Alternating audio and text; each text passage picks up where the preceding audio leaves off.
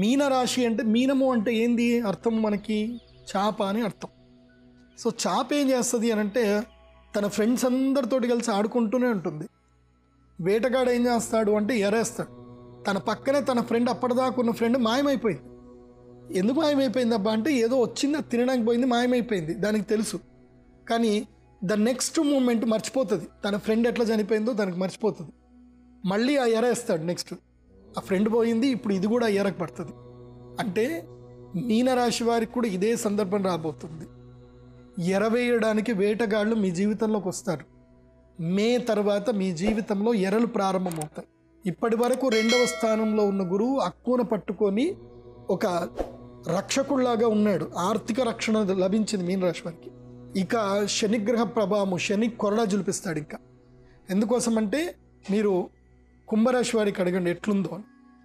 ఎట్లాగైతే కనుక శని కొరడా జులిపించి గట్టి కొడతాడు. ఇంకా ఎందుకోసం అంటే కడుపు మీదకి రాబోతున్నాడు, గుండెల మీదకి రాబోతున్నాడు. కన్నీళ్ళు వస్తాయి, బాగా విలపిస్తారు, బాధపడతారు, రుణబాధలు స్టార్ట్ అవుతాయి, అప్పులు చేయవలసిన పరిస్థితి ఏర్పడుతుంది.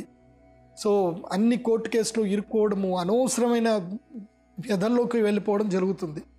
కాబట్టి మీనరాశి వారు ఎంత అప్రమత్తంగా ఉంటే ఈ సంవత్సరం అంత మంచిది. అక్షయ తృతీయ రోజున మహాలక్ష్మి యాగం చేసుకొని ఆ గురు అనుగ్రహాన్ని ఆ లక్ష్మీ అనుగ్రహంతో పట్టుకోండి. లేదంటే తృతీయం లోపల గురువు వెళ్ళిపోతాడు. అప్పటి వరకు ప్రేమగా మాట్లాడిన మీ అన్నదమ్ములు, మీ చిన్నాన్న పెదనాన్నలు అప్పుడే మొత్తం మారిపోతారు. లేదు లేదు అవన్నీ మాటలు వేరు, మాటలు కాదు, ఆస్తులు మాకు కూడా కావాల్సిందే పదండి అని చెప్పి పార్టీషన్ సూట్స్ అనేటివి మీకు తెలియదు మీ జీవితంలో. కొత్తగా ఇప్పుడిప్పుడు యుక్త వయసులోకి వచ్చిన వాళ్ళకి పార్టీషన్ సూట్ అంటే ఏంటండి అని కనుక్కోండి. ఇప్పుడే మీ జీవితం లోపలికి పార్టీషన్ సూట్స్ వస్తాయి, గుర్తుపెట్టుకోండి. సో మీనరాశి వారు జాగ్రత్తగా ఉండండి. ముఖ్యంగా మీ చిన్నాన్న పెద్దనాన్న మీ తాతల ఆస్తులు, మీ యొక్క ఆస్తులు చాలా జాగ్రత్తగా ఉండండి.